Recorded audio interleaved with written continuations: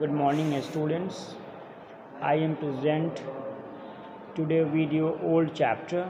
The name of the chapter is Little Eyes Upon You. In this old chapter I am going to discuss this stanza number 4, 5 and 6. All of the stanzas give good informations related to role model of a person or great personalities. On the same topic, I am just going to talk in this second part, both in Hindi and in English. I hope you will be much more beneficial to get informations from this poem. Now, I am just moving forward to the stanza's meaning. He believes in you devoutly. Hold that all you say and do. He will say and do in your way. When he is grown up like you. Devoutly means faithfully, earnestly, यानी श्रद्धापूर्वक. डिवाउटली का मतलब होता है श्रद्धापूर्वक, और hold का मतलब होता है कैच या ग्रिप, पकड़ना. तो यहाँ पर पोएट एल्विक धीमान के द्वारा बताया जा रहा है कि वह आप में पूर्ण निष्ठा रखता है, पूर्ण विश्वास रखता है. वह अपना विश्वास को समाप्त नहीं होने देता है. वह पूरा श्रद्धा, विश्वास और उम्मीद आपके प्रति रखता है. होल्ड दैट ऑल यू से एंड डू. जो आप कहते हैं और जो आप करते हैं उसको वो कैच करता है, उसको ध्यान से सुनता है. He will say and do in your way when he is grown up like you. वह वैसा ही करेगा और वैसा ही कहेगा जिस तरह से आप करते हैं जब वह बड़ा हो जाएगा. जब वह बड़ा हो जाएगा तो आप ही के तरह कहेगा और आप ही के तरह करेगा. इसमें किसी प्रकार का कोई शक नहीं है.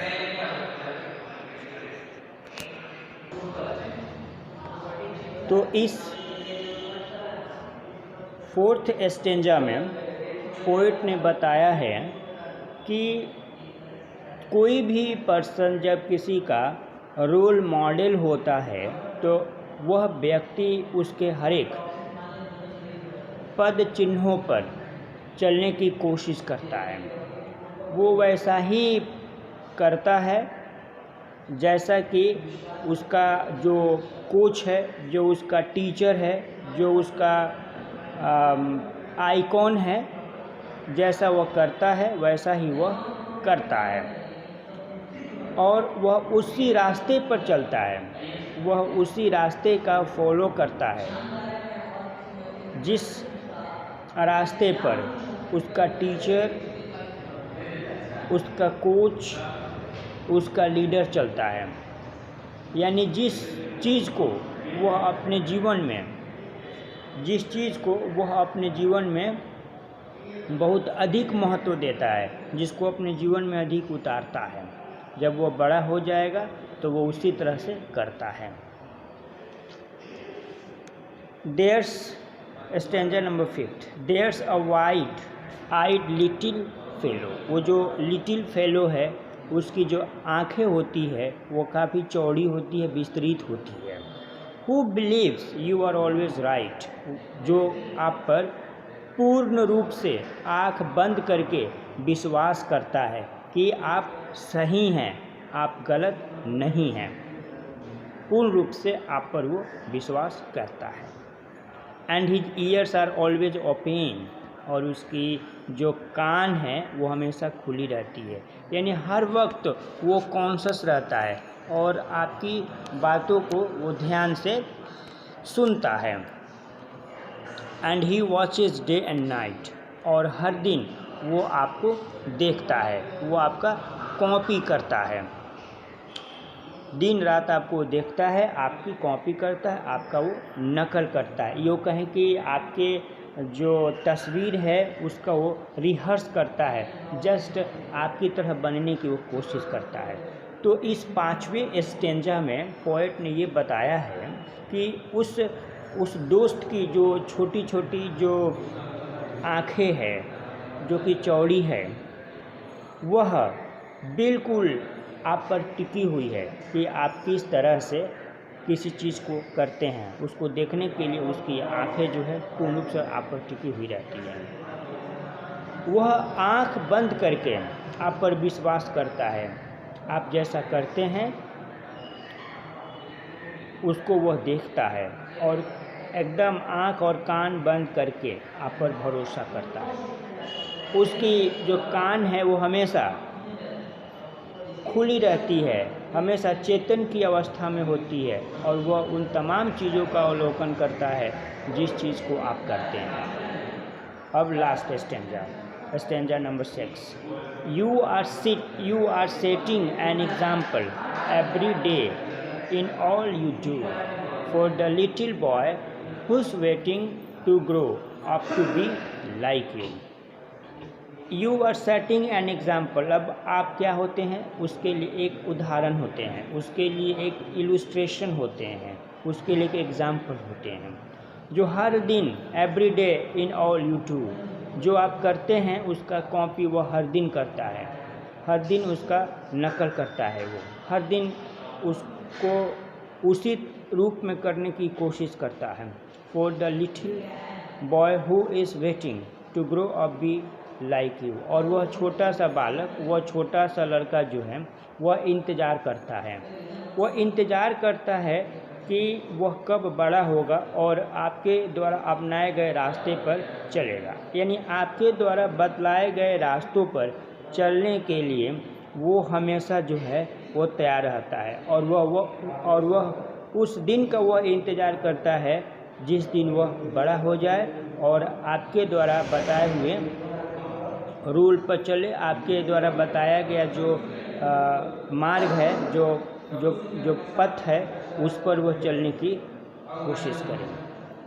तो इस तरह से ये लास्ट जो 3 स्टेंजा था, इसका भावार्थ मैंने आपको बताया। ओवरऑल ये पोएम जो है वो एक आदर्श व्यक्ति का कॉपी करके एक अच्छा इंसान बनने के प्रति यह पोएम जो है पूर्ण रूप से प्रेरित करता है कि किसी भी व्यक्ति का हमारे जीवन में बहुत ही बड़ा योगदान होता है। इसीलिए कहा जाता है कि अगर हमारा समाज सही है, समाज के लोग सही हैं, तो आने वाली जो पीढ़ी है, आने वाले पीढ़ी में भी लोग सही होंगे, अच्छे होंगे। अगर समाज जो है वो सही नहीं है, समाज जिस तरह का होगा उसी तरह का वह लोगों को भी देने की कोशिश करेगा।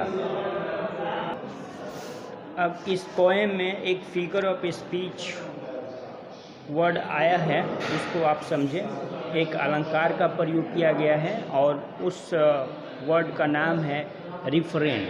रिफरेन एक फिगर ऑफ स्पीच है। रिफरेन में होता क्या है मैं आपको बता देता हूँ। A refrain is a repeated part of a poem, particularly when it comes either at the end of a stanza or between 2 stanza. It also makes a poem rhythmic. Refrain जो होता है वह किसी पोएम का एक part होता है जो या तो पोएम के अंत में आता है या फिर बीच का जो 2 स्टेंजा है उसके बीच आता है, और यह एक पोएम को एक अच्छा लय देने का प्रयास करता है। यह पोएम को जो है रिदमिकल बनाने की कोशिश करता है। जैसे एज फॉर एग्जांपल के लिए हम आपको बता देते हैं, जैसे आप देखें पोएम का जो दूसरा स्टेंजा का जो अंतिम लाइन है वहाँ लिखा हुआ है कि of the day hill B like you.